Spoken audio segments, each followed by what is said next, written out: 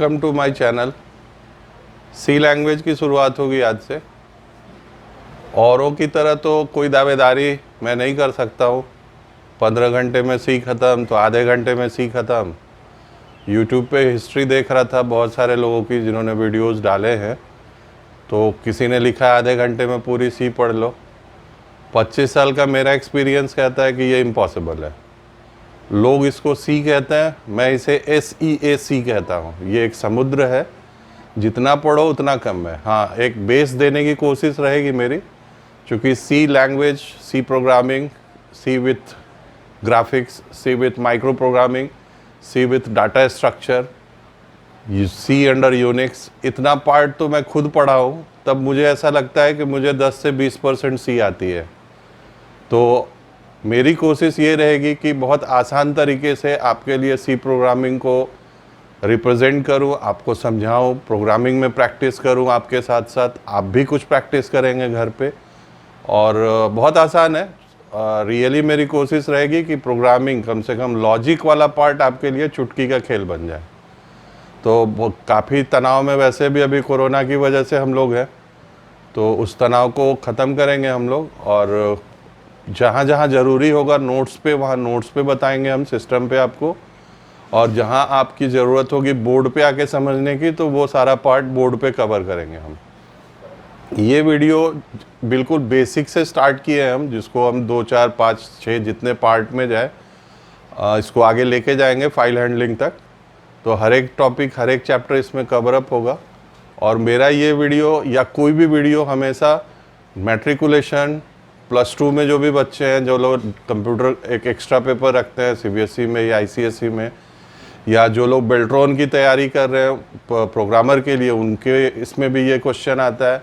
BC वाले बच्चों को पढ़ना होता है। जो लोग BTech में अभी ऑलरेडी पढ़ रहे हैं उनके भी काम आएगा। जो लोग BTech ज्वाइन करने का सोच रहे हैं उनके लिए भी ये ज़रूरी है। MCA एंट्रेंस के जितने एग्ज़ाम होते हैं उसमें भी सारे क्वेश्चन सी से आते हैं। तो छोटी छोटी बातें इस वीडियो में कवर अप की जाएंगी। और आप मेरे चैनल को सब्सक्राइब कर लीजिएगा, क्योंकि हर एक पार्ट में कुछ भी नया रहेगा, और आपकी तैयारी अच्छे से होगी और आपको सेटिस्फैक्शन मिलेगा। बस अब हम लोग पढ़ाई की तरफ बढ़ते हैं आगे। अब सी लैंग्वेज स्टार्ट किया जाए। चलिए शुरुआत करते हैं हिस्ट्री ऑफ सी से। तो सी 1970s में डेनिस रिची के द्वारा बेल टेलीफोन लेबोरेटरीज, जिसको आज के डेट में AT&T बेल लेबोरेटरी के नाम से जाना जाता है, वहाँ पे इसको डेवलप किया गया। सी को स्ट्रक्चर्ड प्रोग्रामिंग लैंग्वेज कहते हैं। इसके बाद C++ आया या जावा आया, तो उन्हें हम ऑब्जेक्ट ओरिएंटेड प्रोग्रामिंग कहते हैं। तो स्ट्रक्चर्ड प्रोग्रामिंग लैंग्वेज कहते हैं। बस अभी इतना समझा जाए, आगे हम इसको और डिटेल में लेके जाएंगे आपको कि स्ट्रक्चर्ड का क्या मतलब है आगे। A program that is written in a high level language must however be translated into machine language. अब यहाँ पे एक छोटी सी चीज़ समझनी होगी हम लोगों को। कंप्यूटर लैंग्वेजेस बेसिकली 3 तरह के होते हैं। एक तो लो लेवल लैंग्वेज, और दूसरा एक मिडिल लेवल लैंग्वेज है जिसको हम लोग असेंबली लेवल लैंग्वेज भी कहते हैं, और हाई लेवल लैंग्वेज। तो सी एक हाई लेवल लैंग्वेज है। तो आज का भी जो कंप्यूटर है वो 1 और 0 की ही भाषा समझता है, मतलब बाइनरी यानी मशीन लेवल लैंग्वेज ही समझता है।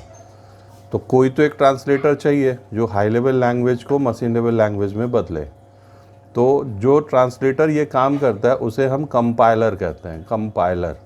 कंपाइलर का काम क्या है? तो ये हाई लेवल लैंग्वेज में लिखी गई चीज़ को मशीन लेवल लैंग्वेज में कन्वर्ट करता है।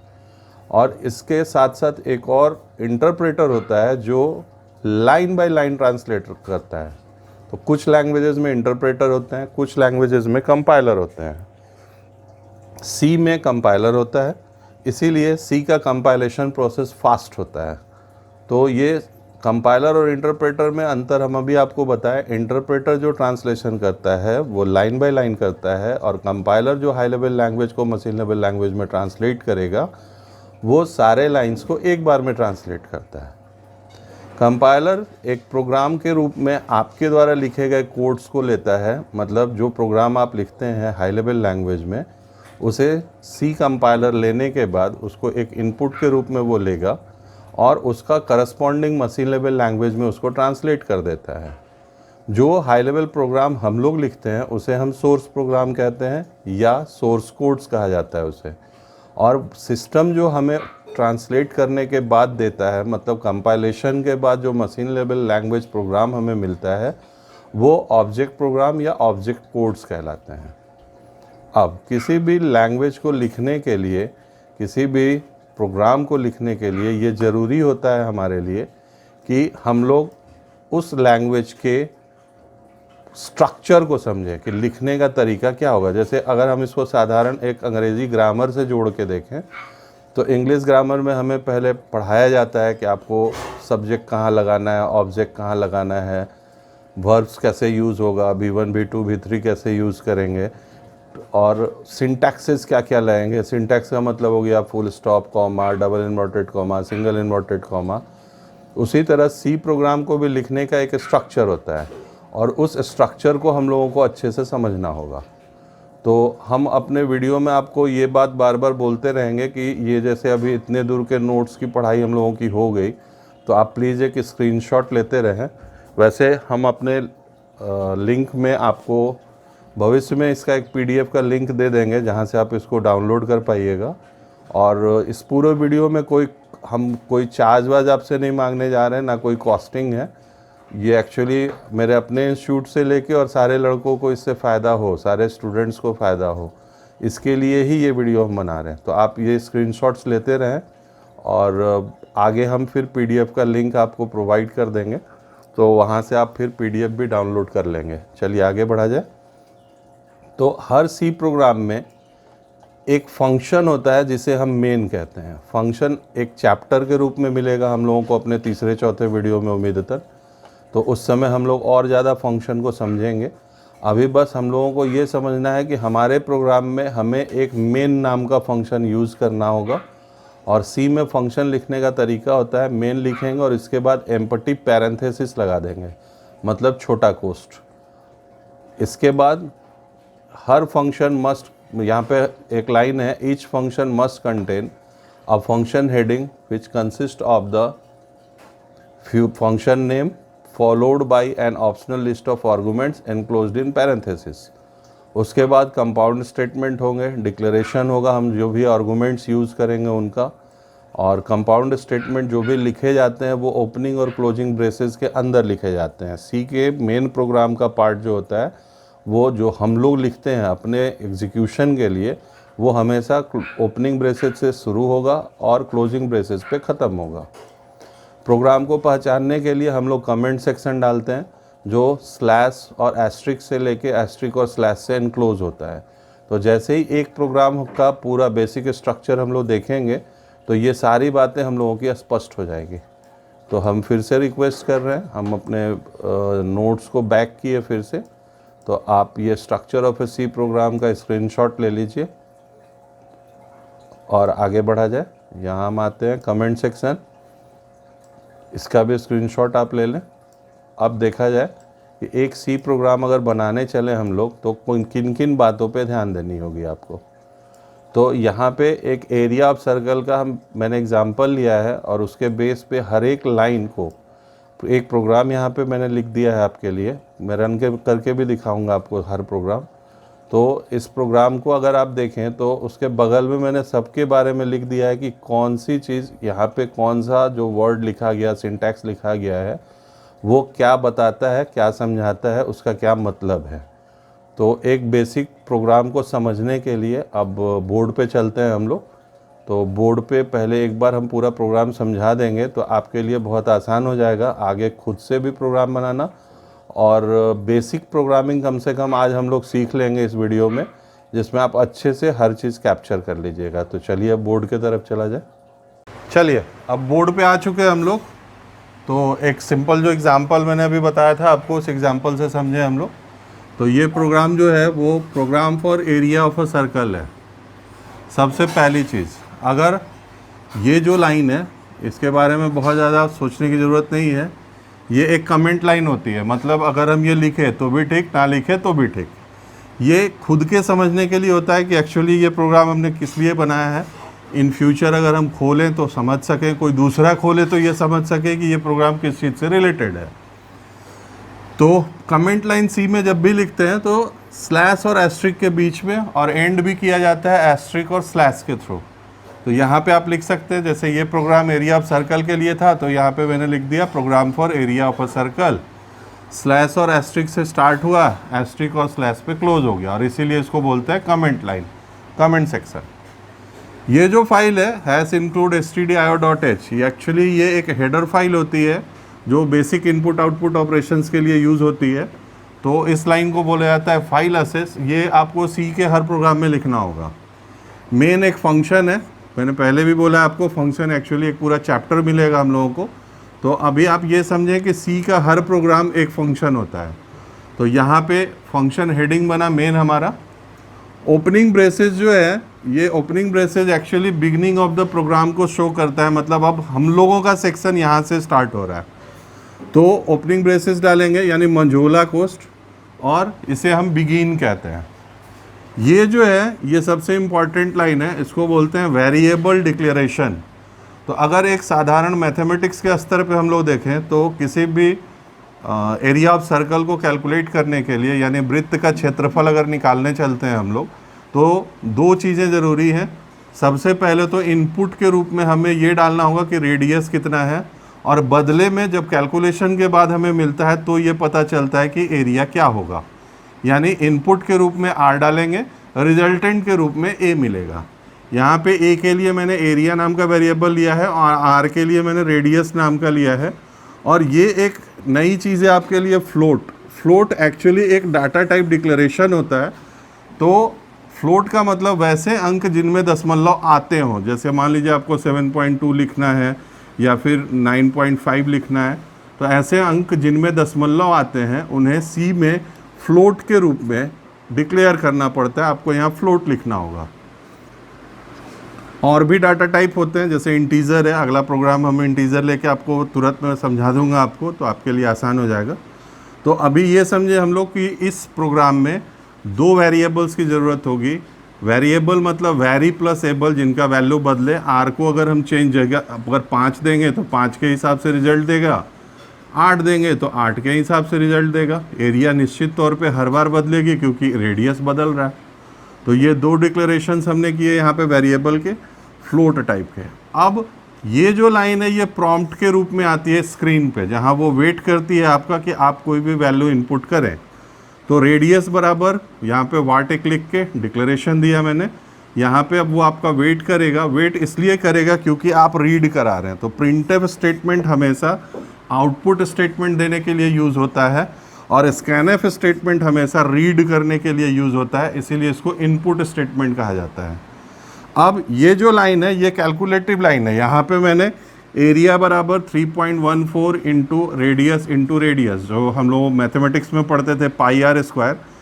तो कीबोर्ड के बटन पे पाई तो होता नहीं है, इसलिए हमने डायरेक्ट यहाँ पे वैल्यू डाला 3.14159 इंटू रेडियस। जो भी वैल्यू हम यहाँ इनपुट करेंगे वो रेडियस के रूप में आएगा। फिर यहाँ पे रेडियस, ये पूरा कैलकुलेशन होगा। आफ्टर कैलकुलेशन जो रिजल्टेंट होगा वो एरिया में आके स्टोर हो जाएगा। अब इसे डिस्प्ले कराना है। तो डिस्प्ले कराने के लिए अभी हम बोले आउटपुट स्टेटमेंट के रूप में कुछ भी डिस्प्ले कराने के लिए प्रिंटफ की ज़रूरत होती है। तो यहाँ पे प्रिंटफ होगा area of circle is equal to, और वो चूँकि फ्लोट टाइप का है इसलिए यहाँ पे %f लिखा जाएगा, और जो भी वैल्यू यहाँ पे रिजल्टेंट है वो एरिया में स्टोर हुई है, इसलिए यहाँ पे एरिया लिखना पड़ेगा आपको। अब ये चूँकि पूरी एक लाइन जो है इसमें एक असाइनमेंट है, इसलिए इस स्टेटमेंट को असाइनमेंट स्टेटमेंट बोलते हैं। अगेन प्रिंटफ के लिए आउटपुट स्टेटमेंट। ये जो क्लोजिंग ब्रेसेस यहाँ पे लगाया गया है ये एंड ऑफ द प्रोग्राम को दर्शाता है, मतलब मेरा जो प्रोग्राम है वो यहाँ पे आके ख़त्म हो गया। तो बेसिक बातें, बेसिक स्ट्रक्चर अगर एक बार सी का हम लोग फीड कर लिए दिमाग में तो धीरे धीरे यही चीज़ बड़ी होते जाती है। ध्यान देने वाली बातें, हैश इंक्लूड stdio.h ये प्रोग्राम में लिखना है, मेन लिखना पड़ेगा। ओपनिंग ब्रेसेस लगाएंगे। ये लाइन वेरिएबल डिक्लेरेशन के लिए रिजर्व रहता है। यहाँ पे अगर कोई प्रिंट कराना है, आपको आउटपुट पे कोई चीज़ भेजनी है तो प्रिंटफ के साथ लिखेंगे। रीड कराते समय स्कैनफ लगाएंगे। ये लाइन कैलकुलेशन के लिए यूज़ किया गया है, फिर एरिया ऑफ सर्कल के लिए यूज़ हुआ है, और यहाँ पे हम लोगों ने एंड ऑफ द प्रोग्राम को क्लोजिंग ब्रेसेस से दिखाया है। एक दो प्रोग्राम और प्रैक्टिस करने के बाद इस पे पकड़ हम लोगों की बहुत अच्छी बन जाएगी। तो इसके जस्ट बाद हम आपको एक प्रोग्राम बताएंगे एरिया ऑफ ट्रायंगल का, जिसमें 1/2 इंटू बी इंटू एच फार्मूले का इस्तेमाल होता है, और उसमें इंटीजर वेरिएबल लेके हम आपको बताएंगे, तो आपको और ज़्यादा सिस्टमेटिक तरीके से ये पूरा प्रोग्राम समझ में आएगा। इस पूरे प्रोग्राम को हम लोग फिर सिस्टम पे भी रन करके देखेंगे, एरिया ऑफ ट्रायंगल को भी रन करके देखेंगे, तो और ज़्यादा अच्छे से हमारी पकड़ इस कम से कम बेसिक पार्ट पे बन जाएगी। तो नेक्स्ट प्रोग्राम अब हम लोग देखते हैं कि how to calculate the area of a triangle. तो यहाँ से शुरुआत होगी हम लोगों की कि हम लोग एरिया ऑफ अ ट्रायंगल को कैसे कैलकुलेट करेंगे। चलिए अब अगला प्रोग्राम हम लोग देखें एरिया ऑफ अ ट्रायंगल का। फिर से वही बात, ये एक कमेंट लाइन है, इंक्लूड stdio.h लिखना होगा, मेन ओपनिंग ब्रेसेज, इस बार इंटीजर टाइप का डिक्लेरेशन किए। त्रिभुज का क्षेत्रफल निकालने का बेसिक फार्मूला होता है 1/2 इंटू बी इंटू एच। तो ये फार्मूला हम लोग अप्लाई करेंगे। तो दो चीज़ें हमें इनपुट के रूप में लेनी होगी, वो है बेस और हाइट। बेस के लिए मैंने बी लिया है और हाइट के लिए एच लिया है। यहाँ एक और चीज़, जब हम स्कैनएफ स्टेटमेंट लिखते हैं तो दो चीज़ें ज़्यादा ध्यान देनी होगी आपको, और यहाँ गलती मत कीजिएगा। पहला, अगर वो वेरिएबल इंटीजर टाइप का है तो परसेंट के साथ डी लिखेंगे, अगर वो फ्लोट टाइप का है तो परसेंट के साथ एफ लिखेंगे, अगर वो वेरिएबल कैरेक्टर टाइप का है तो परसेंट के साथ सी लिखेंगे। तो ये अभी स्कैनएफ हम आपको समझाएंगे तुरंत 10 मिनट के अंदर, तो उसमें हम आपको हर एक कन्वर्शन कैरेक्टर बता देंगे। दूसरी चीज़, जब जितने नंबर ऑफ वेरिएबल्स होंगे उतने बार परसेंट डी लगेगा, यानी एक और अगर होता तो यहाँ 3% डी होता। जब इन्वर्टेड कॉमा को क्लोज करें उसके बाद यहाँ कॉमा लगाएं, कभी भी कॉमा पहले इन्वर्टेड कॉमा बाद में नहीं आएगा। दूसरी चीज़, इन दोनों के बीच में कॉमा नहीं आएगा। अगली चीज़, जब आप इसे रीड करें उस समय एम्परसेंड का साइन यूज होता है, जो हम लोग एंड बोलते हैं, एक्चुअली वो एम्परसेंड है। तो एम्परसेंड बी और एम्परसेंड एच, ये दोनों वेरिएबल्स को रीड कराएंगे। ये स्कैनएफ के साथ रीड कराते समय आपको ये लाइन ध्यान देनी होगी। फिर एरिया कैलकुलेशन का फॉर्मूला हम लोगों ने अप्लाई किया 0.5 इंटू बी इंटू एच। तो ये पूरा कैलकुलेशन होगा और एरिया में स्टोर हो जाएगा। अब जो हमारा रिजल्टेंट है उसे डिस्प्ले कराने की बारी आई। तो यहाँ पे हम लोगों ने प्रिंटएफ लिखा, फिर area is equal to %d। Resultant हम लोगों ने ए में रखा है, तो यहाँ पे ए लिखना होगा आपको। तो ए बराबर 0.5 इंटू बी इंटू एच होगा, क्योंकि वेरिएबल के रूप में ए है। और यहाँ पे हम लोगों ने उसे डिस्प्ले कराया ए लिख के। यहाँ पे ना एम्परसेंड लगेगा ना परसेंट लगेगा, कुछ नहीं लगेगा। यहाँ सिंपली जब प्रिंटएफ स्टेटमेंट के साथ यूज़ करेंगे उस समय आपको सिर्फ और सिर्फ ए लिखना है। सेमी कॉलन सेपरेटर के रूप में यूज़ होता है सी लैंग्वेज में। तो ये चीज़ आपको ध्यान में रखना है कि आपको हर एक प्रोग्राम, हर एक लाइन का अंत जो करना है वो सेमी कॉलन से करना है। कुछ ऐसी जगहें आएंगी जहां सेमीकोलन नहीं लगेगा, वो हम आपको बोलेंगे। जैसे आपको मेन में सेमीकोलन का इस्तेमाल यहाँ पे नहीं करना है, stdio.h के बाद आप सेमीकोलन का इस्तेमाल नहीं करेंगे। तो जनरल जो कंपाउंड स्टेटमेंट इस ओपनिंग और क्लोजिंग के बीच में आपको लिखना है, उसमें अंत करते समय आपको सेमीकोलन लिखना ही लिखना है, नहीं तो एरर आएगा आपके प्रोग्राम में। सी के प्रोग्राम को अगर आप C++ में कंपाइल करते हैं तो यहाँ पे एक एक्स्ट्रा हेडर फाइल इंक्लूड करनी होती है, हैश इंक्लूड conio.h। और भी कुछ मिलेंगे हेडर्स जो प्रोग्राम बाय प्रोग्राम हम लोग समझते चलेंगे और आसान बनता जाएगा ये। तो ये दूसरा क्वेश्चन था जो एरिया ऑफ ट्रायंगल को लेके मैंने रन कराया है, सामने आपके बोर्ड पे डेमोन्स्ट्रेट किया है। अब इसी चीज़ को हम लोग सिस्टम पे भी रन करके एक बार देख लेंगे और फिर हम टॉपिक को आगे बढ़ाएंगे। चलिए अब पहले प्रोग्राम को रन करें हम लोग। तो ये कमेंट लाइन है हमारा, program to calculate area of a circle, hash include stdio.h। C++ का कंपाइलर मैं यूज़ कर रहा हूँ, इसलिए यहाँ पे conio.h लगाना पड़ा। मेन में आप वाइड लगाएं ना लगाएं कोई बहुत फ़र्क नहीं है, डायरेक्ट भी रन होता है। फ्लोट टाइप का एक डिक्लेरेशन दिया है मैंने यहाँ पे a और r। फिर enter the value of radius, यहाँ \t और ये जो \n लगाया गया है ये नेक्स्ट लाइन में डिस्प्ले करे इसके लिए होता है, और \t होता है एक टैब की दूरी पे आपसे इनपुट ले इसके लिए होता है। और CLR SCR जो लगाया जाता है वो इसके लिए होता है कि स्क्रीन क्लियर करके मिले, मतलब पीछे अगर जो प्रोग्राम रन हुआ है उसका कोई रिजल्टेंट हमारे सामने ना डिस्प्ले करे, उसको क्लीन कर दे, फिर मेरा वाला प्रोग्राम अभी जो हम रन कर रहे हैं वो आए। तो उसके लिए यहाँ पे हमने /n लगाया है। फ्लोट टाइप का वेरिएबल था, इसलिए परसेंट के साथ f लगाया गया, और यहाँ पे रेडियस को हमने इनपुट में लिया, कैलकुलेशन किए हम लोग 3.14 इंटू आर यहाँ पे एरिया कैलकुलेट हुआ। और अब इसको रन करके देखते हैं हम लोग। तो जब आप इसे रन करेंगे तो निश्चित तौर पे ये आपसे बोलेगा enter the value of radius. तो जो भी रेडियस आपके वृत्त का है, सर्कल का है, वो आप डालें और बदले में वो आपको रिज़ल्ट देगा। तो उम्मीद है ये और अच्छे से समझ में आया होगा आपको, चूँकि इसको डेमोस्ट्रेट कर दिया गया है। अब हम लोग अपना दूसरा प्रोग्राम देखें। तो एरिया ऑफ ट्रायंगल जो भी हम आपको बताए थे, तो इसको भी रन करके देखते हैं हम लोग। यहाँ पे देखिए हम बोले थे आप कि इस बार इंटीजर चेंज करके देखिएगा, तो इंटीजर चेंज किए हम लोग और फार्मूला सेम है b/h, यहाँ पे एरिया, और ये अब इसको रन कराना है हम लोगों को। आप पूरे प्रोग्राम को गौर से देख लें और स्क्रीनशॉट ले लीजिए, ये आपके काम आएगा भविष्य में। अब इसको यहाँ पे देखिए कोनियो भी लगाया गया, stdio.h भी लगाया गया है, और अब आप इसको रन कीजिए। तो ये बेस का वैल्यू मांगा, सपोज हम लोगों ने 10 दिया, हाइट सपोज हम लोगों ने 10 दिया, रिजल्टेंट 60 मिला। तो उम्मीद है कि आपको ये वाला पार्ट भी समझ में आ गया है। तो अब लौट के हम लोग नोट्स की तरफ चलेंगे और बेसिक से अब आगे बढ़ा जाए। बहुत सारे ऑपरेटर्स, ऑपरेंड्स, बहुत सारी जानकारी अभी मिलेगी हम लोगों को। तो वन बाय वन अब हम लोग समझें इस चीज़ को। तो चलिए, तो यहाँ पे हम लोग थे अपने नोट्स में अभी एरिया ऑफ सर्कल पे। तो अब इससे थोड़ा थोड़ा आगे बढ़ा जाए। ये पूरा पार्ट प्रोग्राम वाला था। अब यहाँ से सी के बेसिक्स स्टार्ट होंगे हमारे। तो आइडेंटिफायर्स और कीवर्ड्स बहुत सिंपल है, हम लोग अपने इस प्रोग्राम में अभी पीछे देख रहे थे।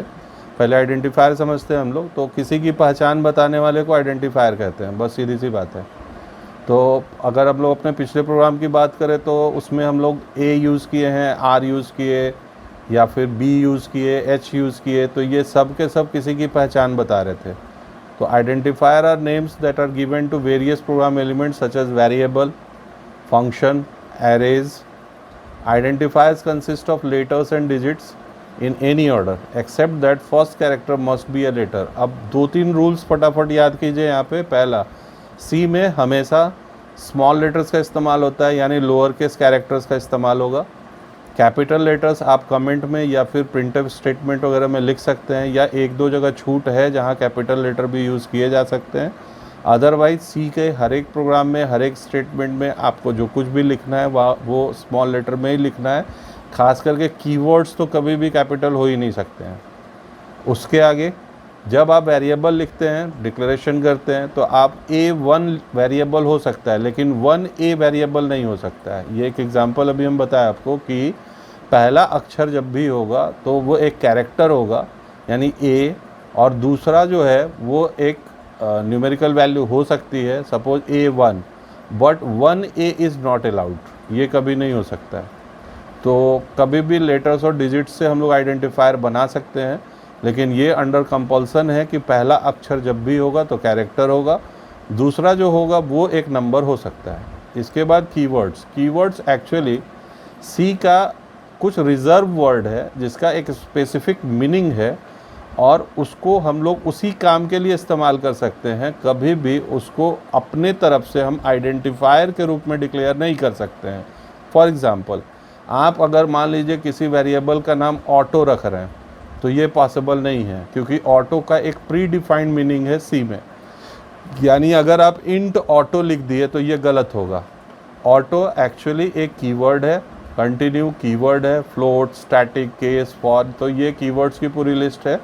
इसको आप जल्दी से याद करें और प्रैक्टिस करते करते याद हो भी जाएगा। तो यहाँ पे जो अगली बात याद रखनी है वो ये है कि कभी भी कीवर्ड्स जो हैं हमारे, ये सारे जिसको यहाँ पे अलग कलर में दिखाया गया है आपको, तो ये पूरे का पूरा आपको कभी भी वेरिएबल नेम के रूप में, एरे नेम के रूप में, या फंक्शन नेम के रूप में आपको यूज़ नहीं करना है।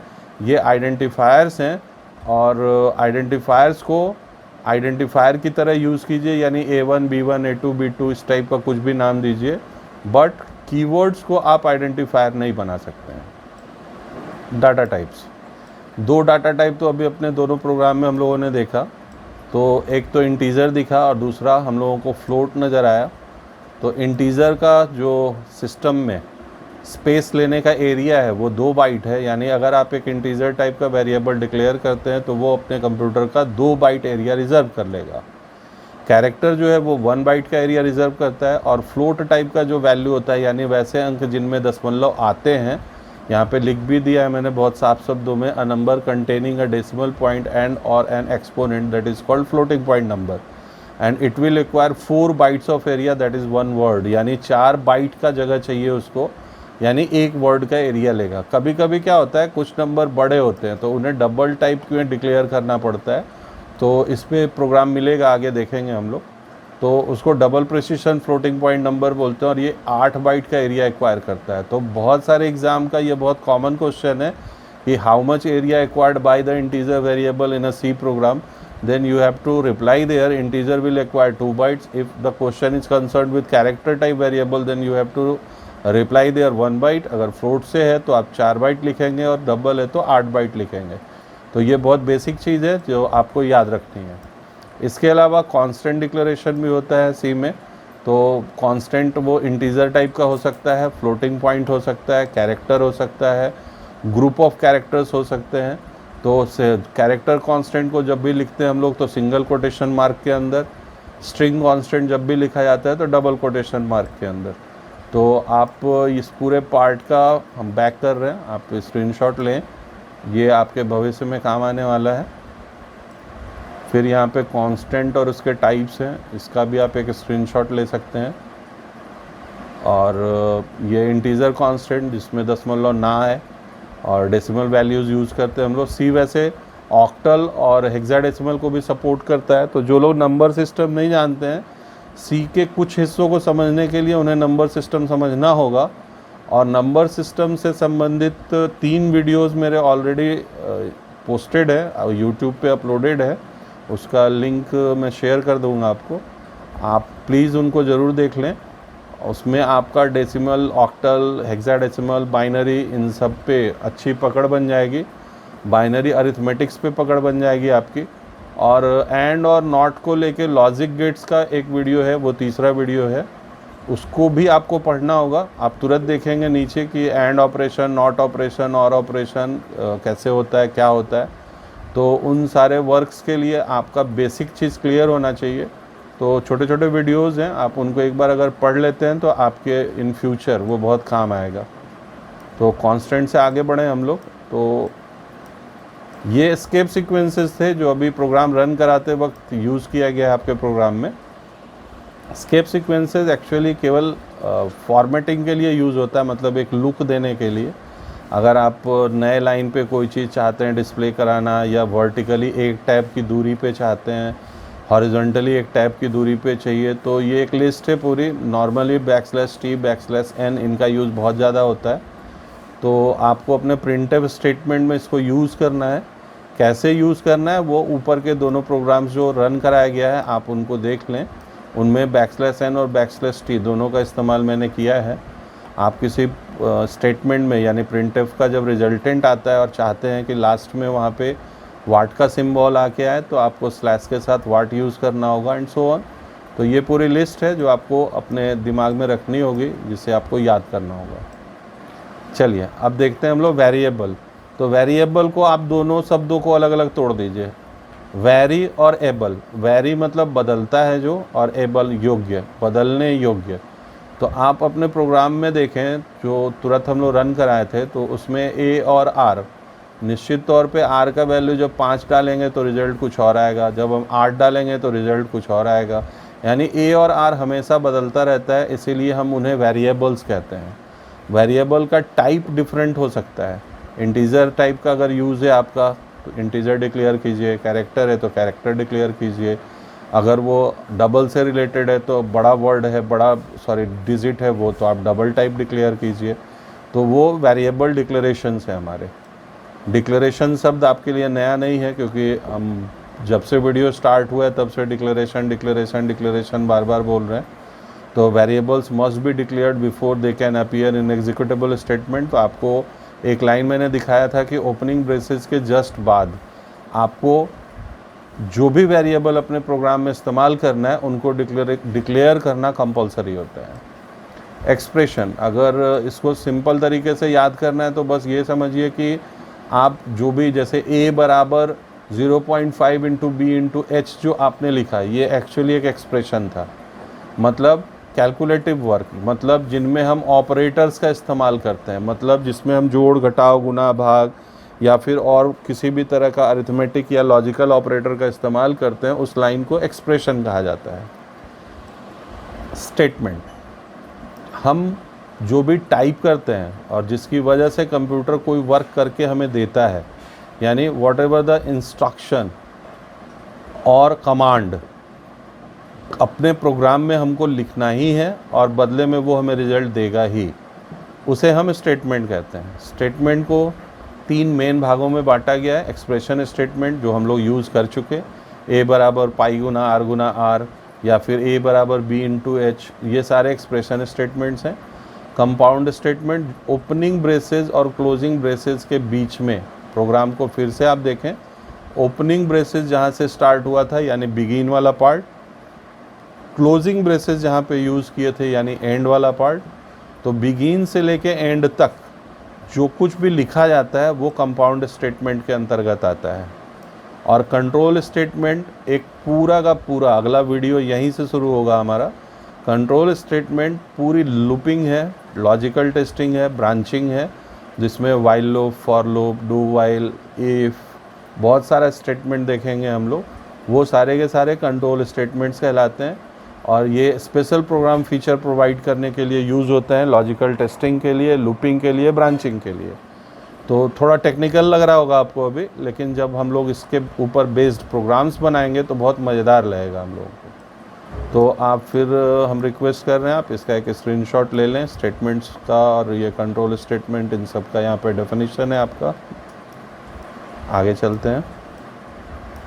इसके बाद ऑपरेटर्स, ये बहुत बड़ा रोल है सी में ऑपरेटर्स का। जैसे मैथमेटिक्स में हम लोग जब बैठे पढ़ने, तो जैसे जैसे मैथमेटिक्स हमारा आगे बढ़ता गया तो नए नए हमें ऑपरेटर्स मिलते गए। जोड़ घटाव गुना भाग, यहाँ से शुरुआत हुई बचपन से, और जब बड़े हुए तो बढ़ते बढ़ते वो नॉट इक्वल टू और समेशन और बहुत सारा सिंबल जुड़ता चला गया। उसी तरह सी में भी बहुत सारे ऑपरेटर के विंग्स होते हैं, arithmetic operators, assignment operator, increment decrement operator. तो एक एक करके देखें हम लोग। तो अरिथमेटिक ऑपरेटर में वैसे ऑपरेटर जो अकेला काम करता है उसे यूनरी अरिथमेटिक ऑपरेटर कहते हैं, और जिसमें 2 वेरिएबल चाहिए होगा उसे हम बाइनरी अरिथमेटिक ऑपरेटर बोलते हैं। यूनरी अरिथमेटिक ऑपरेटर मतलब जैसे प्लस एक्स माइनस वाई, इस टाइप से हम कहीं पे यूज़ कर लिए तो ये यूनरी कहलाएगा। लेकिन अगर हम x प्लस वाई कहीं पे लिख दिए, या y अपॉन n लिख रहे हैं, या 5 मल्टीप्लाई बाई 3 लिख रहे हैं, तो यहाँ पे 2 अलग अलग वेरिएबल्स यूज़ हो रहे हैं, इसीलिए वो बाइनरी कहलाएगा, क्योंकि उसमें 2 की ज़रूरत होगी। तो बाइनरी ऑपरेटर्स में 2 ऑपरेंड की ज़रूरत होती है। ऑपरेंड मतलब डेटा होता है, आप याद रखिएगा। तो binary operators require 2 operands at least, so it is binary. 2 आ रहा है इसलिए। यूनरी में 1 होता है, सीधा सा मतलब, तो 1 ऑपरेटर पे बेस्ड होगा, वो यूनरी अरिथमेटिक कहलाएगा। जब हम 2 के साथ यूज़ करेंगे तो बाइनरी कहलाएगा। तो जोड़ घटाव गुना भाग, ये चारों तो वही है जो हम लोग बचपन से पढ़ते आ रहे हैं, ये एक नया मिलेगा आपको। तो परसेंट का यूज़ किया जाता है रिमाइंडर आफ्टर डिवीज़न कैलकुलेट करने के लिए। जैसे अगर हम लिखते हैं सी में 5% 2, तो 5 में 2 से भागा देंगे तो शेषफल हमें 1 मिलता है। तो 5% 2 का रिप्लाई आएगा 1। तो ऑपरेटर बेस्ड एक प्रोग्राम हम अभी रन करके आपको दिखा रहे हैं, जिसमें इन 5 का इस्तेमाल हुआ है। तो आपके लिए ये आसान हो जाएगा ज़्यादा अच्छे से समझना कि ये 5 ऑपरेटर्स का यूज़ क्या है। तो एग्जाम्पल पे आ गए हम लोग। इसमें अरिथमेटिक ऑपरेटर्स का इस्तेमाल हुआ है। 2 वेरिएबल इनपुट कराया गया है, enter 2 positive integers, and after that उसको रीड किया गया, ampersand a ampersand b, addition subtraction, यहाँ पे प्रोडक्ट निकाला गया, डिवीज़न और रिमाइंडर आफ्टर डिवीज़न। आप ऑपरेटर्स पे गौर से देखें तो जोड़ घटाव गुना भाग, और यहाँ पे मॉडुलस ऑपरेटर इसको बोलते हैं, परसेंट वाले सिंबल को। तो इसको रन करेंगे हम लोग तो रिज़ल्ट दिखेगा। एक गेट सी एस को देख के आपको ये दिमाग में सवाल आ रहा होगा ये एक्चुअली जब हम लोग रिज़ल्ट को रन कराते हैं, मतलब प्रोग्राम को एग्जीक्यूट कराते हैं, तो रिज़ल्ट से वापस लौटे नहीं प्रोग्राम, डिस्प्ले करने के बाद रुके, इसके लिए गेट ch का यूज़ होता है। तो ये बहुत टेक्निकल चीज़ नहीं है, यहाँ पे क्लियर कर दिया हम आपको। अब इसको रन करके दिखाता हूँ आपको। तो सपोज़ 2 इंटीजर वैल्यूज़ वो मांगा, तो एक वैल्यू 5 डाला गया, दूसरा वैल्यू 2। आप यहाँ देख सकते हैं एडिशन, सब्ट्रैक्शन, प्रोडक्शन, डिवीज़न, ये चारों तो नया नहीं है आपके लिए, बट रिमाइंडर आफ्टर डिवीज़न आप देख सकते हैं वहाँ 1 मिला आपको, यानी 5 में 2 से भाग देने के बाद जो शेषफल मिलता है वही रिमाइंडर आफ्टर डिवीज़न कहलाता है। तो सिंपल सा कंसेप्ट है, उम्मीदतन आप समझ गए होंगे। तो चलिए वापस नोट्स पे लौटते हैं अब हम लोग।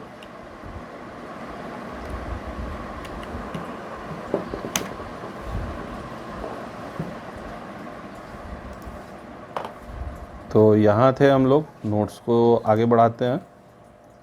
तो ये 5 ऑपरेटर हो गए, यहाँ पे लिख भी दिए हैं हैंड मार्क लगा के नोट के रूप में। Percent operator is sometimes referred to as the modulus operator. After that assignment operator, any value can be stored in a variable with the use of assignment operator.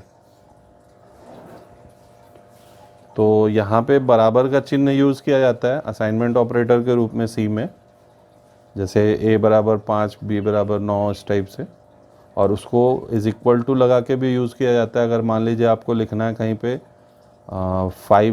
i is equal to i plus 5, तो इसको आप ऐसे भी लिख सकते हैं i plus equal to 5। कुछ programmes में दिखेगा आपको। तो अभी तो असाइनमेंट ऑपरेटर, बस ये याद रखें आपकी बराबर का जो चिन्ह है वो एक असाइनमेंट ऑपरेटर है। और असाइनमेंट ऑपरेटर को हम लोग अरिथमेटिक ऑपरेटर के साथ इंक्लूड करके भी यूज़ कर सकते हैं। इस पे एग्जांपल्स जब प्रोग्राम हम लोग 1-2 रन करेंगे तो और अच्छे से समझ में आ जाएगा। कोई बहुत लेंदी इसका कंसेप्ट नहीं है। इसके बाद आता है इंक्रीमेंट एंड डिक्रीमेंट ऑपरेटर्स। तो ये थोड़ा टेक्निकल है, इसको अच्छे से समझना होगा और विथ प्रोग्राम समझना होगा। इंक्रीमेंट, प्री इंक्रीमेंट चेक करते हैं, मतलब प्रीफिक्स और पोस्टफिक्स। अगर कोई भी प्लस प्लस ऑपरेटर या माइनस माइनस ऑपरेटर वेरिएबल के पहले यूज़ किया जाता है तो उसका क्या मतलब है, और वेरिएबल के बाद यूज़ होता है तो उसका क्या मतलब है। तो अगर हम लोग वेरिएबल के पहले, यहाँ x 5 है, वेरिएबल के पहले लगाने का मतलब हुआ कि 5 के बाद इमीडिएट 1 बढ़ा दो तो ये 6 हो जाएगा, और अगेन यहाँ 6 डिस्प्ले भी होगा। फिर इमीडिएट घटा दो, मतलब इसी लाइन में ये 5 हो जाएगा और फिर वो 5 के रूप में डिस्प्ले हो जाएगा। अब इसको रन करके देखें हम लोग, तो यहाँ पे आप देख सकते हैं 5 था, 6 हुआ, इमीडिएट बढ़ाया, 6 को डिस्प्ले किया, फिर इमीडिएट घटाया और उसको डिस्प्ले किया। तो प्री इंक्रीमेंट का मतलब है इमीडिएट वर्क करना, यानी पहले कर दो उसके बाद अगले स्टेप में जाओ। और पोस्ट जो होता है वो कहता है कि बाद में। चलिए उस पर बेस्ड भी प्रोग्राम देख लें हम लोग, तो आप अच्छे से समझ जाएंगे। ये कहता है कि x इज इक्वल टू 10 है, तो यहाँ पे 10 होगा और ये लाइन भी 10 ही देगा, इस लाइन में 11 आएगा। वजह ये है कि ये बाद में इंक्रीज करता है और तब जाके रिजल्ट देता है, इसीलिए इसको पोस्ट फिक्स या पोस्ट इंक्रीमेंट बोलते हैं हम लोग। और ये पोस्ट फिक्स या पोस्ट डिक्रीमेंट है, ये भी यहाँ पे भी वही होगा। जैसे ये 10 है, यहाँ 10 ही रहा, यहाँ 11 हुआ, और ये 11 से ये भी 11 ही रह जाएगा, अगले स्टेप में वो 10 बनेगा। यानी यहाँ पे हम लोग एक वैल्यू लेके आए तो ये 10 हुआ, यहाँ पे भी 10 ही देगा, लेकिन ये वैल्यू 11 होगी क्योंकि ये बाद में बढ़ेगा। फिर यहाँ पे 11 ही देगा, लेकिन डिक्रीमेंट होगा और अगले स्टेप में वो 10 बनेगा। इसको भी रन करके देख लें हम लोग, तो यहाँ पे भी दिख रहा है आपको 10 हुआ, 10, फिर 11 और लास्ट में जाके 10 हुआ। यानी इसका इफेक्ट बाद में पड़ता है, वो इमीडिएट इफेक्ट डालता है। एडिशन, सब्ट्रैक्शन जो भी करना है, अगर आप पहले लगाएंगे तो कर देगा और तब रिजल्ट देगा, और इसमें बाद में रिजल्ट आएगा अगले स्टेप में। तो उम्मीद है कि अब आप पोस्टफिक्स और इंक्रीमेंट, पोस्टफिक्स, डिक्रीमेंट समझ गए हैं।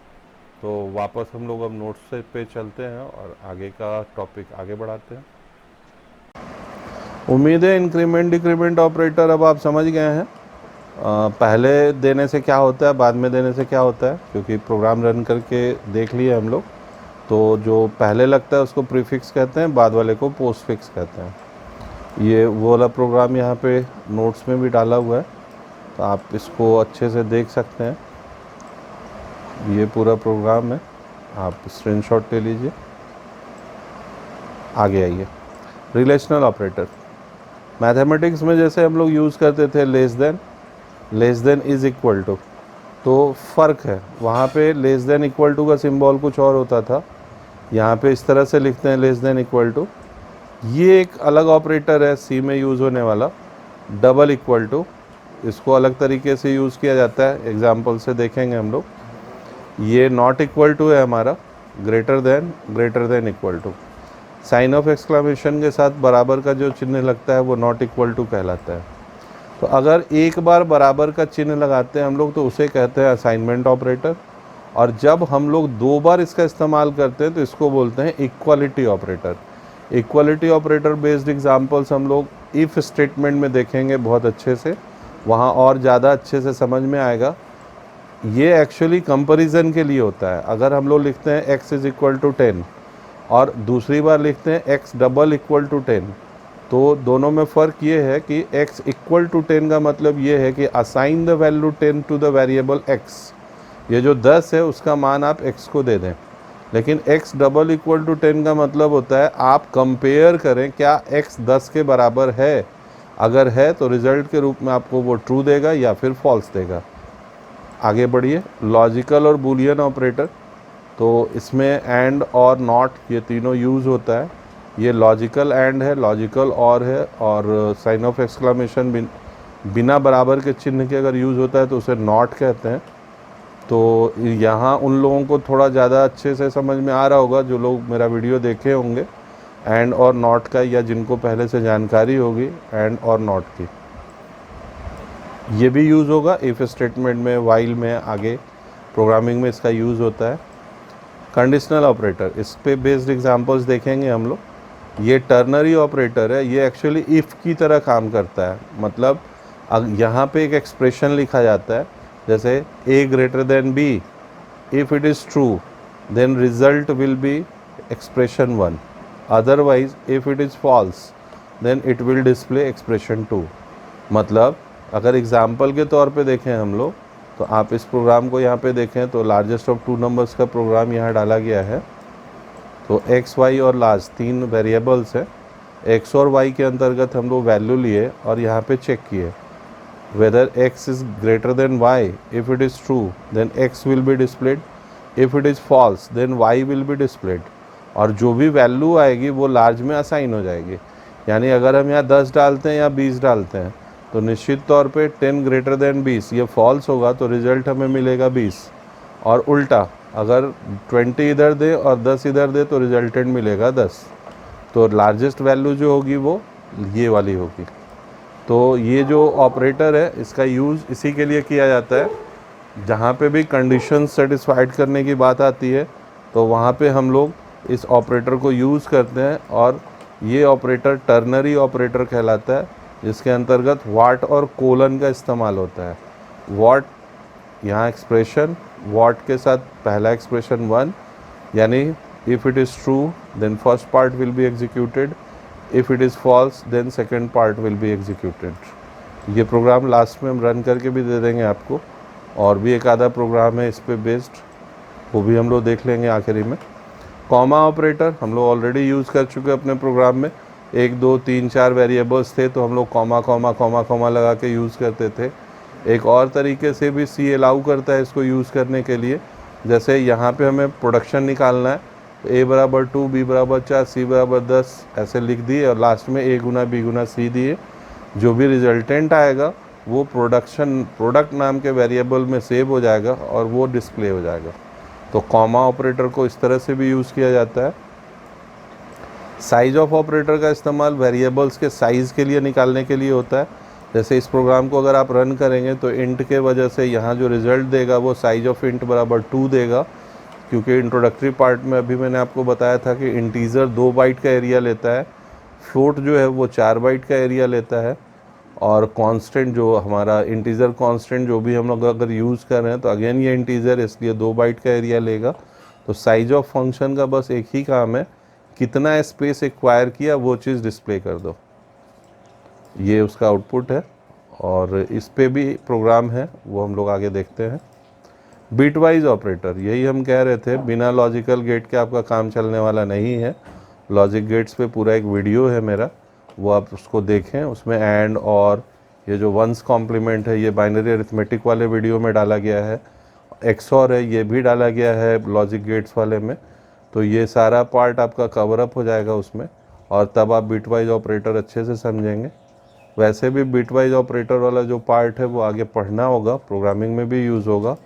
तो वहाँ फिर अगर आपको एंड और एक्सऑर ये सब नहीं पता होगा तो प्रॉब्लम होगी। तो आप इसे प्लीज़ एक बार पढ़ लें, देख लें।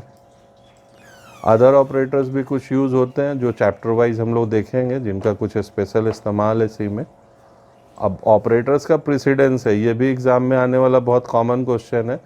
कौन से ऑपरेटर का एसोसिएटिविटी किस तरह से होता है, मतलब कोई भी यूनरी ऑपरेटर है तो उसकी एसोसिएटिविटी राइट टू लेफ़्ट होती है। फिर यहाँ पे इन तीनों का जो होगा वो लेफ़्ट टू राइट होगा। तो इसका सीधा सा फंडा होता है, वेरिएबल किस तरफ लिखना है और न्यूमेरल वैल्यू किस तरफ लिखनी है। जिस तरफ से असाइनमेंट करना होता है उसके हिसाब से हम लोग उसकी एसोसिएटिविटी को देखते हैं या बताते हैं या याद रखते हैं। तो ये एक चार्ट है, थ्योरी का पार्ट है, आप इसको अच्छे से याद करें। अगला जो पार्ट है वो है लाइब्रेरी फंक्शन। लाइब्रेरी का नाम से ही आपको लग रहा होगा कि कलेक्शन। तो सी की अपनी एक लाइब्रेरी है जिसमें कई सारे फंक्शंस हैं, जिसमें से कुछ जो इम्पॉर्टेंट है, कॉमन है, वो यहाँ पे लिस्ट में डाली गई है।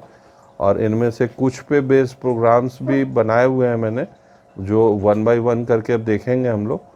तो जैसे ABS है, सीलिंग है, कॉस है, तो मैथमेटिक्स से रिलेटेड है तो बहुत सारी चीज़ें आपके समझ में आएंगी। जैसे कुछ जो बहुत ज़्यादा यूज़ होता है सी में, उनमें से गेट CHAR है, लॉगरिथमिक वैल्यू है, किसी भी वैल्यू का पावर कैलकुलेट करना है, जैसे 5 का पावर 9 निकालना है तो आप निकाल सकते हैं। प्रिंटफ स्टेटमेंट पहले आवर से प्रोग्राम से हम लोग शुरू कर चुके हैं।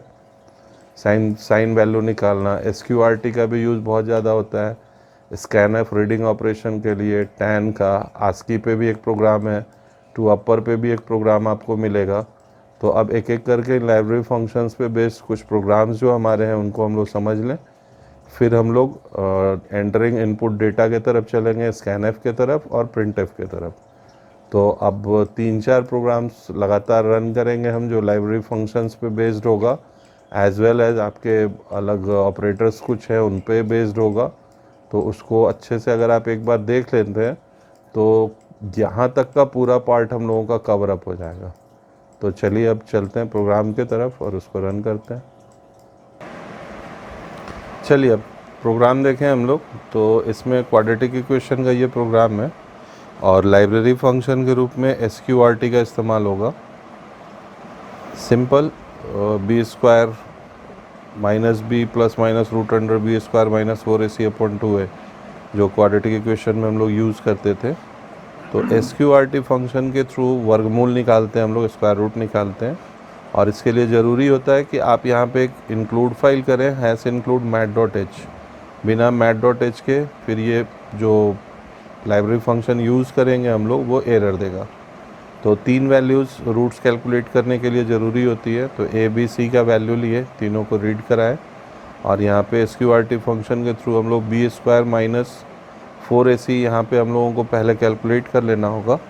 तो यहाँ पे आपको लिखना होगा d = b² minus 4 into a into c जो यूज़ होता है हमारे फॉर्मूले में। तो ये पार्ट हम लोग अलग निकाल लेते हैं और उसके बाद डायरेक्ट -b + d किया जाएगा बाई 2a और फिर -d 2a। तो ये स्क्वायर रूट है मेन, हम लोगों को यही सबसे गौर से देखना है और फिर इसको कैलकुलेट करें हम लोग। तो रन करके देखते हैं। तो हम सपोज़ यहाँ पे a का मान डाल दिए सपोज़ 1 और b का मान डाल देते हैं 5 और c का मान डाल देते हैं 4। तो ये रिज़ल्ट आएगा। रूट x का वैल्यू मिलेगा -1 और y का वैल्यू मिलेगा -4। तो ये एक लाइब्रेरी फंक्शन हुआ sqrt, जिसका यूज़ यहाँ पे किया गया है। अब एक और लाइब्रेरी फंक्शन देखते हैं हम लोग।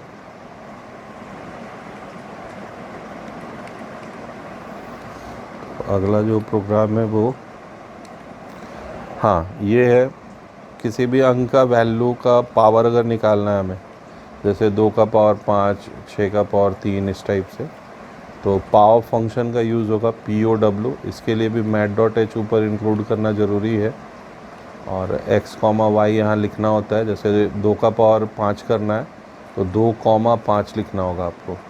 तो जिसका पावर निकालना है वो यहाँ लिखेंगे x में, और जितना टू द पावर कितना है वो y में डाला जाएगा, और यहाँ पे फिर d की वैल्यू कैलकुलेट होगी।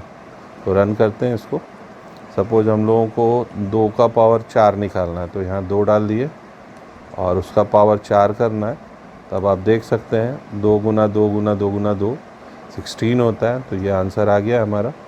फिर अगर आप कोई और वैल्यू पे निकालना चाहते हो, मान लीजिए 5 का पावर 3 करना है, तो आप 5 टू द पावर 3 यहाँ डालिए, तो ये 125 मिलता है हम लोगों को। अब एक और प्रोग्राम देखते हैं हम लोग, नेक्स्ट प्रोग्राम। तो अगला जो प्रोग्राम होगा वो साइज ऑफ से रिलेटेड है, जो भी इंटीजर का था, कि फ्लोट का, इंटीजर का, कैरेक्टर का, इन सब में से किसी का भी वैल्यू अगर निकालें हम लोग तो वो बाइट्स में उसका आंसर देता है। तो वो यहाँ देखिए 4 अलग अलग तरीके का वेरिएबल मैंने लिया है। एक है आपका कैरेक्टर, दूसरा है इंट, तीसरा है फ्लोट और चौथा है डबल। तो यहाँ पे साइज ऑफ फंक्शन यूज़ किया गया है, size of A, size of B, size of C, size of D, और ये चारों अलग अलग टाइप के वेरिएबल्स हैं हमारे। निश्चित तौर पे जो रिज़ल्ट आना है वो तो आएगा इंटीजर टाइप में ही, क्योंकि 2, 4 जो भी वैल्यू आएगी वो इंटीजर होती है। इसको ऐसे लिखा गया है, size of A, size of B. तो ए एक्चुअली कैरेक्टर है, तो यहाँ रिज़ल्ट आना चाहिए 1 बाइट, 2 बाइट, 4 बाइट, 8 बाइट। तो रन करते हैं हम लोग इसको। तो ये रिजल्ट्स है आपके, size of A, size of B, size of C, size of D. Character का वैल्यू 1 आया, जो नेक्स्ट था हमारा इंटीजर वो 2, फिर 4, फिर 8। तो ये साइज ऑफ एक फंक्शन ही है, एक तरह से कह सकते हैं, जिसके थ्रू हम लोग किसी भी वेरिएबल का एग्जैक्ट साइज़ कैलकुलेट करते हैं। अब और आगे बढ़े हम लोग, कुछ और लाइब्रेरी फंक्शन के बेस्ड प्रोग्राम्स देखें। आप स्क्रीनशॉट्स लेते जाएंगे, जो भी प्रोग्राम्स आपके सामने आ रहे हैं, आपको आसानी होगी आगे समझने में भी और कैलकुलेट करने में भी। तो नेक्स्ट जो प्रोग्राम है हम लोगों का वो कंसर्न होगा, ये ऑपरेटर है, वही वाट और कोलन जो बता रहे थे। तो ये एक्चुअली क्वेश्चन कुछ ऐसा है कि आप 2 वैल्यूज़ इनपुट कीजिए, और अगर a बड़ा है b से तो ऐड करके रिज़ल्ट मिले, और अगर a जो है वो स्मॉल है b से तो सबट्रैक्ट करके मिले। तो a greater than b, then print a plus b, otherwise print a minus b। Run करते हैं इसको। तो सपोज़ पहला वैल्यू a का दिए 10 और दूसरा वैल्यू हम लोग देते हैं 20।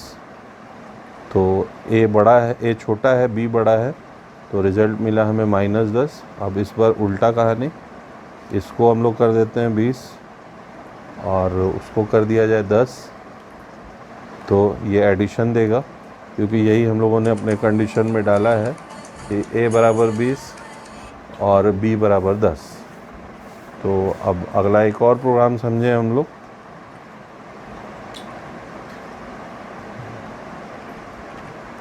नेक्स्ट जो प्रोग्राम है वो रिलेटेड है आपका, इसमें दो लाइब्रेरी फंक्शन यूज़ हुआ है। पहला तो कोई भी अक्षर है हमारा, उसको पहले आप स्मॉल लेटर में डालें और उसको रीड करेगा वो, और उसको कैपिटलाइज करके देगा, यानी टू अपर। और एज वेल एज अगर आपको उस कैपिटलाइज वर्ड का आस्की वैल्यू चाहिए, यानी American standard code for information interchange, तो उसके लिए टू आस्की फंक्शन का इस्तेमाल करना पड़ता है। तो रन करें हम लोग। सपोज़ यहाँ पे हम a डालते हैं स्मॉल, तो वो कैपिटल A के रूप में रिज़ल्ट आएगा, और उसकी आस्की वैल्यू 65 होती है। अब अगर कोई और भी वैल्यू डालते हैं हम लोग, सपोज हम लोग यहाँ पे डालते हैं टी, तो ये कैपिटल कर देगा उसको, क्योंकि ये टू अपर फंक्शन यूज़ हुआ है। और कैपिटल टी का जो आस्की वैल्यू होगा वो यहाँ डिस्प्ले हो जाएगा, जिसे हम लोग 84, और वो 65 से स्टार्ट होता है। वो आस्की वैल्यू आप पहले पढ़े होंगे, अदरवाइज आस्की चार्ट्स आगे भविष्य में हम उपलब्ध करा देंगे, आप उससे देख सकते हैं। तो ये नॉर्मल फॉर्मेट है सी लैंग्वेज का। तो इतने प्रोग्राम्स अभी देखे हम लोग जो लाइब्रेरी फंक्शन और ऑपरेटर से रिलेटेड थे। अब अगले टॉपिक की तरफ बढ़ते हैं नोट्स में हम लोग। लाइब्रेरी फंक्शंस अभी जैसे आस्की वैल्यू, लोअर, अपर, इन सब पे बेस्ड प्रोग्राम्स देख लिए हम लोग। अब स्कैनएफ पढ़ते हैं हम लोग। तो स्कैनएफ इम्पॉर्टेंट है क्योंकि सी में थ्रू आउट इसकी ज़रूरत पड़ेगी जब तक हम लोग प्रोग्राम्स करते रहेंगे। स्कैनएफ का यूज़ एक्चुअली रीडिंग के लिए होता है। हम लोग जो भी वैल्यू डालेंगे वो कैरेक्टर टाइप का हो या इंटीजर हो या फ्लोट हो या डबल हो या कोई भी ऑक्टल हो, बाइनरी हो, हेक्साडेसिमल हो, कुछ भी हो, हर एक केस में स्कैनएफ का इस्तेमाल होता है। और हम लोग जब यूज़ कर रहे थे तो आप देखे होंगे % साइन का इस्तेमाल हुआ था। तो कंट्रोल स्टेटमेंट लिखते समय जब हम लोग इसको लिखेंगे स्कैनएफ को, तो उस टाइम में % साइन यूज़ होगा और एम्परसेंड के साथ अलग अलग वैल्यूज़ लिखी जाएंगी। तो उनकी एक लिस्ट है नीचे जो हम लोग देखेंगे, उनको हम कन्वर्शन कैरेक्टर्स बोलते हैं। और उसका स्पेसिफिकेशन देखें हम लोग तो %C यूज़ होता है कैरेक्टर के केस में, D यूज़ होगा डेसिमल में, F फ्लोट के लिए, ये भी फ्लोटिंग पॉइंट नंबर के लिए, E भी यूज़ होता है, G LF यूज़ होता है अगर डबल डाटा टाइप होता है तो, H होगा, O होगा ऑक्टल के लिए, हेक्साडेसिमल के लिए X होगा। उसी तरह I जो है वो यूज़ होता है डेसिमल, ऑक्टल, हेक्साडेसिमल तीनों के केस में। स्ट्रिंग के लिए S का इस्तेमाल होता है। %U जो है वो अनसाइंड डेसिमल के लिए होता है। तो साइंड अनसाइंड दो तरह के इंटीजर वैल्यूज़ होते हैं। आगे और कुछ अभी मिलना है हम लोगों को, उसमें ये पूरा चीज़ आएगा। तो आप ये स्क्रीनशॉट लें इसका कन्वर्सन स्पेसिफिकेशन का। खासकर ये पूरा लिस्ट तो आपके पास रहना ही चाहिए। अगर आप प्रोग्रामिंग कर रहे हैं तो कन्वर्सन का जो कैरेक्टर है ये एकदम से आपको फीड कर लेना अपने दिमाग में। प्रोग्रामिंग के लिए ये कंपलसरी पार्ट है। आगे चलते हैं। ये एक H होता है, H का यूज़ हम लोग करते हैं DIOU इन सब के पहले, और H का यूज़ होता है शॉर्ट इंटीजर के लिए। तो इन पे बेस्ड प्रोग्राम्स मिलेंगे आगे। अब अगर हम इनपुटिंग में चाहें तो फॉर्मेटेड इनपुट ले सकते हैं, जैसे %2D, %5D। तो ये एक मज़ेदार है, जब आप स्कैनएफ में इसको यूज़ करते हैं तो बहुत डिफरेंट यूज़ है इसका। तो इसको एक एग्जांपल से समझते हैं हम लोग। तो यहाँ पे ABC XYZ ऐसे 6 वेरिएबल्स मैंने लिया है और PQR 3 वेरिएबल है। तो एक तो यहाँ पे %D यहाँ पे ABC है। तो वैल्यूज़ हम लोग जैसे जैसे इनपुट करेंगे वैसे उस हिसाब से रिज़ल्ट मिलेगा हमें। तो आप पहले तो इतने पार्ट को अच्छे से देख जाइए। यहाँ कुछ भी नहीं किया गया है, कहीं पे 3D लगा है, कहीं पे 2D, कहीं पे 4D। तो इन सब का एक मीनिंग है। और यहाँ एक स्पेशल चीज़ लगाई गई है एस्ट्रिक। तो एस्ट्रिक को भी समझेंगे अभी हम लोग। तो नीचे पहले रिज़ल्ट पे आते हैं। उसने कहा 3 इंटीजर्स डालो, तो 1 2 3 ये 3 वैल्यूज़ मैंने पुट किए। तो निश्चित तौर पे पहला प्रिंटफ स्टेटमेंट जब रन हुआ तो %D लगाए और ABC को बोला गया कि रीड करो और तीनों को डिस्प्ले करो। जब दूसरे वाले को रीड करने की बात थी यानी B की, तो यहाँ पे एक एस्ट्रिक लगा दिया गया था। और एस्ट्रिक होने की वजह से उसने उसको स्किप कर दिया, यानी 1 को डिस्प्ले करेगा, 3 को डिस्प्ले करेगा, लेकिन 2 को स्किप कर जाएगा, वो उसको रीड करेगा ही नहीं। तो एस्ट्रिक का यूज़ किया जाता है रीडिंग ऑपरेशन को स्किप कराने के लिए। इसीलिए तीसरा वैल्यू जो वो दिया वो गार्बेज दिया। आगे अब वो कहा कि 2 4 डिजिट का नंबर डालिए और रिजल्टेंट के रूप में %2D दीजिए। तो 6 7 8 9 को ही उसने 2 डिजिट 6 7 दिया और 2 डिजिट 8 9 दिया। 4 3 2 1 को वो रीड ही नहीं करेगा, क्योंकि यहीं पे वो उसको जो वर्क करना है, यानी %2D जो आपने लगाया है, आप यहाँ पे देखें %2D और %4D आपने लगाया, तो 4 डिजिट का नंबर आपने डाला। 2D की वजह से 2 डिजिट को वो रीड किया, लेकिन 2 डिजिट को वो छोड़ देगा और वो आगे की तरफ कैरी हो जाएगा, मतलब कंटिन्यू कर जाएगा। इसीलिए 6 7 8 9 में वो 6 7 पहले लिया, फिर 8 9। इसके बाद फिर बोला 2 डिजिट इंटीजर डालो। इस बार हम लोग 44 और 66 दिए। 4 3 2 1 जो उस टाइम वो नहीं डिस्प्ले पे दिया था, वो अब यहाँ कैरी कर देगा और ये 44 यहाँ लेके आ जाएगा, 66 आगे के लिए कैरी हो जाएगा। फिर 9 डिजिट नंबर बोला, 1 से 9 तक डाले हम लोग। अब ये जो 66 है वो इस प्रिंटफ स्टेटमेंट के साथ रन करेगा और ये 1 2 3 4 इसमें का 4 डिजिट लेगा और फिर 5 6 7 3 डिजिट लेगा। फिर यहाँ पे बोलेगा वो 3 डिजिट नंबर डालिए। हम लोगों ने डाला 1 2 3 और 4 5 6, लेकिन ये अभी 8 9 डिस्प्ले होना बाकी था, इसलिए अगले स्टेप में 89 डिस्प्ले करेगा और तब 1 2 3 को डिस्प्ले करेगा। तो स्कैनएफ को आप ये प्रोग्राम पहले सामने रख लें और हर लाइन को एग्जीक्यूट करें नीचे के दिए गए आउटपुट और इनपुट के अकॉर्डिंगली, तो आपको एक एक पॉइंट बिल्कुल क्लियर हो जाएगा। इसमें कुछ भी कंफ्यूजिंग नहीं है, बस यही ध्यान रखना है कि वैल्यू कैरी होता है आगे जब हम स्कैनएफ को फॉर्मेटेड स्कैनएफ के रूप में यूज़ करते हैं। तो अब आउटपुट डेटा प्रिंटफ फंक्शन, अब इसको समझे हम लोग। तो प्रिंटफ का यूज़ जो होता है वो कंट्रोल स्ट्रिंग के रूप में होता है और किसी भी चीज़ को डिस्प्ले कराने के लिए हम लोग प्रिंटफ को यूज़ करते हैं। इसमें भी फॉर्मेटेड आउटपुट का फॉर्मेट है, तो ये आसान है। %2d ये बताता है कि 2 डिजिट में डिस्प्ले करो रिज़ल्ट, या 4d बताता है 4 डिजिट में डिस्प्ले करो रिज़ल्ट। तो ये सारी चीज़ें आपको यहाँ पे मिल जाएंगी। तो अब यहाँ के बाद हम लोग कुछ प्रोग्राम्स देखते हैं इन सब पे बेस्ड, तो और ज़्यादा क्लियर हो जाएगा सारा कंसेप्ट हम लोगों का। और इसके बाद फिर अगले चैप्टर की बारी आएगी और वो होगा कंट्रोल स्टेटमेंट। तो चलिए अब प्रोग्राम्स के द्वारा हम लोग इन चीज़ों को और अच्छे से समझ लेते हैं। पहला एग्जांपल देखते हैं हम लोग। ये नेट सैलरी कैलकुलेट करने के लिए है। तो इसमें अगर आप देखेंगे तो एक नया चीज़ ऐड किए हैं हम, वो है कि constant declaration. Basic salary BS को ऊपर ही डिफाइन कर दिया गया है as a constant. Bonus rate जो है वो 400 दिया गया है और कमीशन जो है वो 0.02% था, तो 0.02। तो ये कांस्टेंट के रूप में यूज़ होगा, यानी डायरेक्ट प्रोग्राम में कहीं पे भी सिर्फ कमीशन लिखिए, बोनस रेट लिखिए, BS लिखिए, वो ऑटोमेटिकली 3400 या 0.02 कंसीडर कर लेता है। यहाँ पे कुछ वेरिएबल्स हैं, क्वांटिटी और प्राइस इनपुट करना है हमें, उसके बेस पे बोनस कैलकुलेट होगा, कमीशन कैलकुलेट होगा और नेट सैलरी फिर कैलकुलेट होगी, तीनों को ऐड करके। और रिजल्ट डिस्प्ले कराते समय यहाँ पे 6.2 है प्रिंटफ में यूज़ किया गया है। मतलब जो भी रिज़ल्ट दो वो फ्लोटिंग पॉइंट वैल्यू दो, 6 डिजिट होगा, उसको 2 टुकड़े में बांटो, 4 को डालो डेसिमल के पहले और 2 को डालो डेसिमल के बाद। इसके लिए ही फॉर्मेटेड आउटपुट यानी इस टाइप से फ्लोट में यूज़ किया जा सकता है। ऐसे ही इंटीजर में कुछ देर पहले अभी एक एग्जांपल में देखे हम लोग। तो अब इसको रन करके देखते हैं। सपोज़ वो 5 पीस बेचा और 4000 के अकॉर्डिंगली, तो ये रिज़ल्ट आएगा।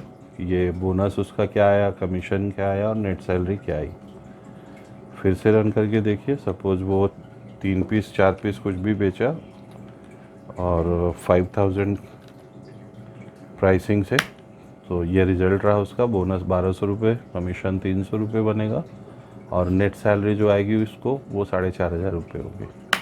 तो कुछ और प्रैक्टिस के बेस पे क्वेश्चंस हैं, वो 1 बाय 1 ऑन करते हैं, हम रन कराते जाएंगे और आप उनके स्क्रीनशॉट्स ले लें। वो ज़्यादातर क्वेश्चन ऐसे हैं जो एग्ज़ाम्स में पूछे जाते हैं और यूज़फुल प्रोग्राम्स हैं वो। तो पहला प्रोग्राम देखें हम लोग।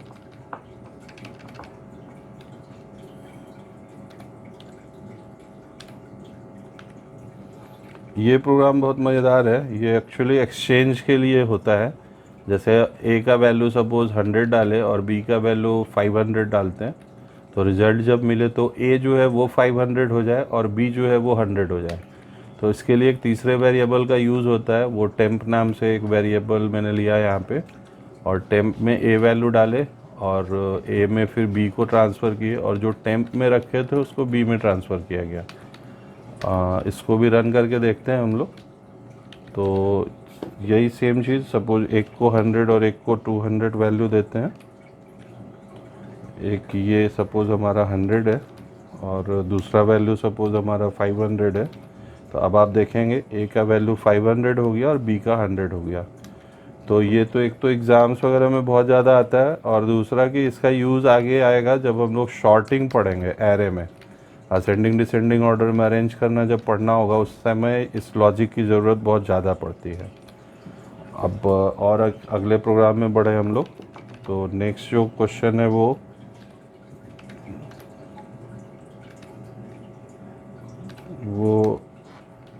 सिंपल इंटरेस्ट के लिए है। तो प्रिंसिपल, रेट और टाइम तीनों हमें मिल जाए तो सिंपल इंटरेस्ट कैसे कैलकुलेट करेंगे, तो आप स्क्रीनशॉट ले लें इसका। अब इसको रन करके देखते हैं। तो सपोज़ प्रिंसिपल है 4000 रुपये और 4 साल के लिए 4% रेट पे लिया गया, तो ये 640 उसका सिंपल इंटरेस्ट आएगा, यानी ब्याज आएगा। तो फिर अब अगले प्रोग्राम को देख लें हम लोग। ये प्रोग्राम भी कंसर्न है आपका कोई भी टेम्परेचर से। अगर फ़ारेनहाइट में हम लोग कोई भी टेम्परेचर इनपुट करें तो वो सेंटीग्रेड में उसका वैल्यू क्या होगा। ये क्वेश्चंस भी एग्ज़ाम्स में कॉमन है, सिंपल क्वेश्चन है ये। तो सबको पता है कि फ़ारेनहाइट में लिखी गई चीज़ को सेंटीग्रेड में कन्वर्ट करने के लिए एक फार्मूला यूज़ करना पड़ता है, वो है 5/9 इंटू F-32। तो वही फार्मूला यहाँ पे भी लगाया गया है। फ़ारेनहाइट में हम लोग टेम्परेचर डालेंगे। सपोज हम लोग अपने बॉडी का ही कंसीडर करके चलें कि हमारा बॉडी टेम्परेचर नॉर्मली 96-97 के आसपास रहता है, तो इसका मतलब कितना डिग्री सेंटीग्रेड हुआ।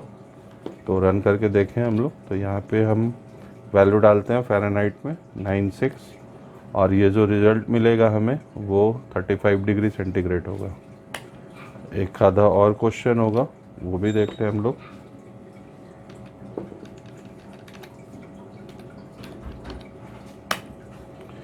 ये प्रोग्राम है 5 अलग अलग सब्जेक्ट्स में डाटा इनपुट कीजिए, उसका टोटल कैलकुलेट कीजिए और फिर परसेंटेज कैलकुलेट कीजिए। तो पांचों विषय के लिए 5 वेरिएबल्स लिए गए, S1, S2, S3, S4, S5। Total calculate करने के लिए टॉट और परसेंटेज निकालने के लिए PER। तो 5 वैल्यूज़ हम लोग इनपुट करेंगे, उसका टोटल निकालेंगे, 5 से भागा देंगे परसेंटेज निकालने के लिए। तो इसको भी रन करके देखें हम लोग। तो वो मांग रहा है हमसे 5 सब्जेक्ट्स का वैल्यूज़ इनपुट करो। तो सपोज़ किसी को एक सब्जेक्ट में 56 है, 67 है, 78 है, 87 है, 88 है। तो टोटल मार्क्स वो 376 मिला और उसका जो परसेंटाइल है वो 75% होगा। तो ये भी इन फ्यूचर हम लोगों के बहुत ज़्यादा यूज़ में आने वाला प्रोग्राम है। एक आधा और एग्जांपल्स देख लें हम लोग।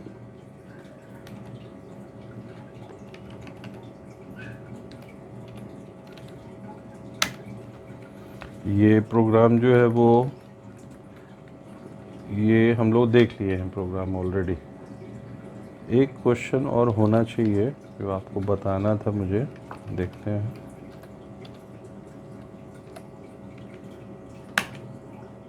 नहीं, हो गया। एक आस्की के लिए था, चलिए नेक्स्ट वीडियो में कवर अप करेंगे। तो यहाँ तक का जो बेसिक्स था वो 4 टॉपिक्स हम लोगों ने कवर कर लिया। अगला जो वीडियो हम लोगों का होगा वो कंट्रोल स्टेटमेंट का होगा, और उसमें हम लोग for, if, nesting of for, nesting of if else, फिर if else if ladder, case, break, continue, तो जितना भी हो सकेगा। बहुत पजल तो वीडियो नहीं होगा, लेकिन जो होगा वो बहुत इम्पॉर्टेंट होगा, और कंट्रोल स्टेटमेंट को सी का बेस माना जाता है। तो वीडियो नेक्स्ट में आप ज़रूर इसके बाद ज्वाइन करें, आपको बहुत अच्छा लगेगा। नेक्स्ट वीडियो में हम लोग आगे का पार्ट जो कंट्रोल स्टेटमेंट है वो देखेंगे, और उम्मीद है आज का वीडियो आपको बहुत पसंद आया होगा। तो आप मेरे वीडियो को सब्सक्राइब कर लें, और भी बहुत सारे टॉपिक्स पे आपको नोट्स मिलेंगे, वीडियोस मिलेंगे, और नोट्स जो भी है उसका लिंक फर्दर प्रोवाइड करेंगे हम आपके लिए। और थैंक यू फॉर वॉचिंग।